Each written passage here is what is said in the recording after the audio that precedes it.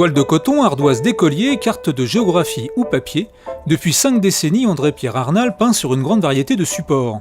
Un rapport à la matière qui l'a amené à rejoindre le groupe Support Surface.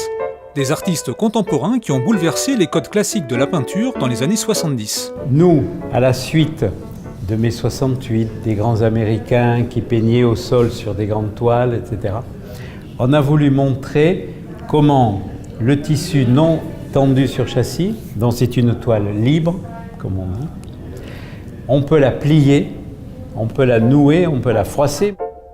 Au gré des expérimentations, cet artiste a placé la technique au centre de son œuvre, ici, celle du déchirement.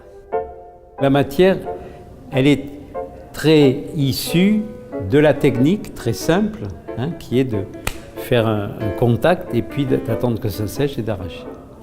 André-Pierre Arnal n'est pas seulement peintre, également professeur de lettres et écrivain.